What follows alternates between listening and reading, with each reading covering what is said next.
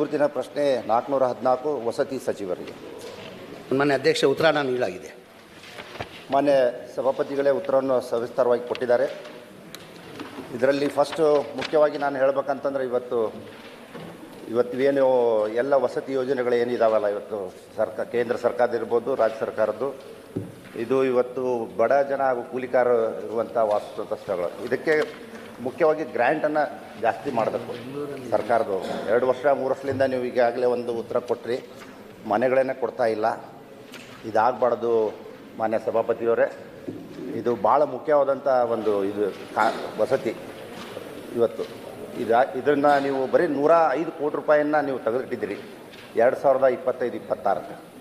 ದಯವಿಟ್ಟು ಇದನ್ನು ಗ್ರ್ಯಾಂಟನ್ನು ಜಾಸ್ತಿ ಮಾಡಿ ಬಡ ಮಕ್ಕಳಿಗೆ ಕೂಲಿಕಾರ ಕೊಡೋದು ಜಾಸ್ತಿ ಮಾಡಬೇಕಾಗಿ ನಾನು ಅದನ್ನು ವಿನಂತಿಸ್ಕೊಳ್ತೀನಿ. ಇನ್ನೊಂದು ತಾವು ಹೇಳಿದಿರಿ, 2 ವರ್ಷದಿಂದ ತಾವು ಹೇಳ್ತಾ ಇದ್ದೀರಿ, ಈ ಏನು ಸಹಾಯಧನವನ್ನು ಕೊಡ್ತಾ ಇದ್ದೀರಲ್ಲ ಎಲ್ಲ ಯೋಜನೆ ಅಡಿ, ಅದನ್ನು ಪ್ರಸ್ತಾವನೆ ಜಾಸ್ತಿ ಮಾಡಬೇಕು, ಹೆಚ್ಚಿಸ್ಬೇಕಂತ ಹೇಳಿ ಹೇಳ್ತಾ ಇದ್ದೀರಿ. 2 ವರ್ಷದಿಂದ ಇನ್ನೂವರೆಗೂ ಹೆಚ್ಚಿಲ್ಲ.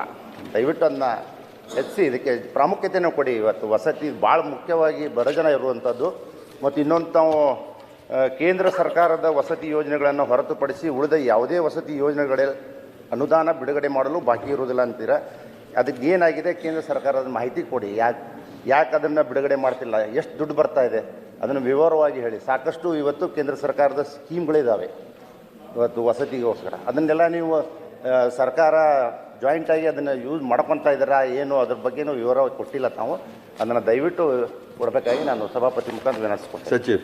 ಸನ್ಮಾನ್ಯ ಅಧ್ಯಕ್ಷೆ, ಸದಸ್ಯರು ಹೇಳ್ದಂಗೆ ನಾನು ಅದಕ್ಕಿಂತ ಮುಂಚೆನೇ ಹೇಳಿದೆ, ನಮ್ಮ ಚಿಂತನೆ ಇದೆ, ಸರ್ಕಾರದ ಚಿಂತನೆ ಇದೆ. ULB ಬಸವ ಅಂಬೇಡ್ಕರ್ ವಾಜಪೇಯಿದಲ್ಲಿ ಏನಿವತ್ತು 1,20,000 ಕೊಡ್ತೀವಿ, ಅದಕ್ಕೆ ಜನರಲ್ಗೆ 3.5 ಲಕ್ಷ ಮಾಡಬೇಕು, SC/STಗೆ 4 ಲಕ್ಷ ಮಾಡಬೇಕಂತ ಚಿಂತನೆ ಇದೆ. ಅದ್ರ ಜೊತೆಯಲ್ಲಿ ಸದಸ್ಯರು ಹೇಳ್ದಂಗೆ ಬಡವ್ರ ಮನೆ ಕಟ್ಟಕ್ಕೆ ಸಾಧ್ಯ ಆಗಲ್ಲ. ಈಗ ನಮ್ಮ ಸ್ಲಮ್ ಬೋರ್ಡ್ದೇ ಉದಾಹರಣೆ ನಾನು ಕೊಡ್ತೀನಿ. ನಾನು ಸ್ಲಮ್ ಬೋರ್ಡಲ್ಲಿ 1,80,253 ಮನೆಗಳು 10 ವರ್ಷ ಹಿಂದೆ ಸ್ಯಾಂಕ್ಷನ್ ಆಗಿರೋದು, ಈಗಿಲ್ಲ, 10 ವರ್ಷ ಹಿಂದೆ ಸ್ಯಾಂಕ್ಷನ್ ಆಗಿರೋದು. ಈಗ ಒಂದು ಮನೆ ಕಟ್ಟಬೇಕಾದ್ರೆ 7.5 ಲಕ್ಷ ರೂಪಾಯಿ ಕಾಸ್ಟ್ ಆಗ್ತದೆ. ಕೇಂದ್ರ ಸರ್ಕಾರದಿಂದ 1.5 ಲಕ್ಷ ಕೊಡ್ತಾರೆ, ರಾಜ್ಯ ಸರ್ಕಾರದಿಂದ ಜನರಲ್ಗೆ 1.5 ಲಕ್ಷ ಕೊಡ್ತಾರೆ, SC/ST ಇದ್ದರೆ 2 ಲಕ್ಷ ಕೊಡ್ತಾರೆ. ಆವ್ರೇಜ್ ತೊಗೊಂಡ್ರೆ 3 ಲಕ್ಷ ಆಗ್ತದೆ. 4.5 ಲಕ್ಷ ಬಡವ್ರು ಎಲ್ಲಿಂದ ಕೊಡೋಕ್ಕೆ ಸಾಧ್ಯ? ಬಡವ್ರು ಕಟ್ಟಕ್ಕೆ ಸಾಧ್ಯ ಆಗಲ್ಲ. ಈಗ ಬೆನಿಫಿಷರಿ ಪೇಮೆಂಟಿಗೆ ಒಟ್ಟಾಗಿ ನಮಗೆ ಸ್ಲಮ್ ಬೋರ್ಡ್ಗೆ ಹೇಳ್ತೀನಿ, ಸ್ಲಮ್ ಬೋರ್ಡ್ಗೆ 1,80,253 ಮನೆಗೆ 7,400 ಕೋಟಿ. ಅದೇ ಥರ ರಾಜೀವ್ ಗಾಂಧಿ ಆಶ್ರಯ ಮನೆಗಳು ಅಂತೀವಿ ನಾವು, ಅದಕ್ಕೆ 47,860 ಮನೆಗೆ 2,100 ಕೋಟಿ, ಒಟ್ಟಾಗಿ 9,500 ಕೋಟಿ ಬೆನಿಫಿಷರಿ ಪೇಮೆಂಟ್ ಕೊಡಬೇಕಾಗಿತ್ತು. ಬರೀ 10 ವರ್ಷದಲ್ಲಿ ಬೆನಿಫಿಷರಿ ಬರೀ ಕೊಟ್ಟಿರೋದು 310 ಕೋಟಿ ಕೊಟ್ಟವ್ರೆ. 5,000 ಕೊಟ್ಟವ್ರೆ, 10,000 ಕೊಟ್ಟವ್ರೆ, 15,000 ಆದಮೇಲೆ ಬಡವ್ರು ಕೊಡೋಕ್ಕೆ ಸಾಧ್ಯ ಆಗಲ್ಲ. ನಮ್ಮ ಸರ್ಕಾರ ಬಂದಾದಮೇಲೆ, ನಾನು ವಸತಿ ಮಂತ್ರಿ ಆದಮೇಲೆ, ನನ್ನ ಗಮನಕ್ಕೆ ಬಂದಾದಮೇಲೆ ನಾನು ಮನೆ ಮುಖ್ಯಮಂತ್ರಿಗೆ ಗಮನಕ್ಕೆ ತಂದೆ. ನಾನು ಸರ್, ಹಿಂದಿನ ಸರ್ಕಾರದಲ್ಲೇ ನಾವು ಮನೆಗಳಿಗೆ ಸ್ಯಾಂಕ್ಷನ್ ಮಾಡಿದ್ದು, ಬಡವ್ರಿಗೆ ಒಂದು ಮನೆ ಕೊಡೋಕ್ಕೆ ಸಾಧ್ಯ ಆಗಲಿಲ್ಲ.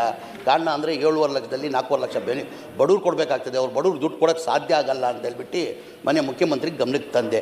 ಮನೆ ಮುಖ್ಯಮಂತ್ರಿಗಳು 2-3 ರಿವ್ಯೂ ಮೀಟಿಂಗ್ ಮಾಡಿ ನೀನು ಹೇಳ್ತಾರೆ ಸತ್ಯ ಹಾಕೋಣ ಅಂತ ಹೇಳ್ಬಿಟ್ಟು 2024 ಕ್ಯಾಬಿನೆಟ್ ತಂದು ಅಪ್ರೂವ್ ಮಾಡಿ ಸರ್ಕಾರ ವತಿಯಿಂದಾನೆ 4 ಲಕ್ಷ ರೂಪಾಯಿ ಕೊಡಬೇಕಂತ ತೀರ್ಮಾನ ಮಾಡಿ ಹೋದ ವರ್ಷದಲ್ಲಿ ನಾವು 10 ವರ್ಷದಿಂದ ಒಂದು ಮನೆ ಕೊಟ್ಟಿರಲಿಲ್ಲ ಸನ್ಮಾನ್ಯ ಅಧ್ಯಕ್ಷರೇ.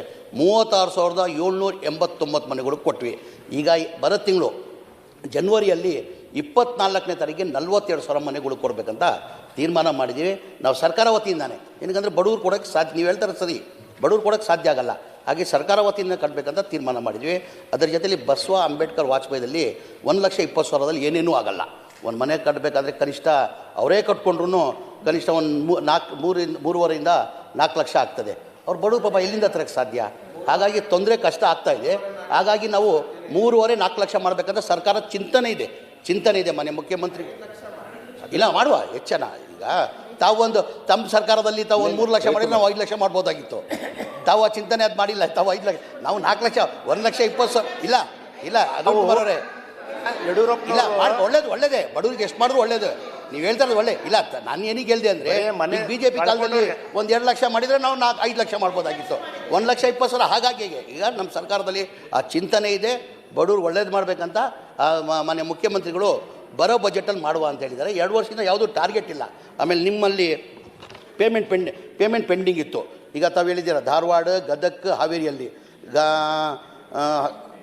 ಧಾರವಾಡಲ್ಲಿ ಟೋಟಲ್ ಪೇಮೆಂಟ್ 17 ಕೋಟಿದಲ್ಲಿ ಟೋಟಲ್ ಒಟ್ಟಾಗಿ 8,11,00,000 ಪೆಂಡಿಂಗ್ ಇದೆ.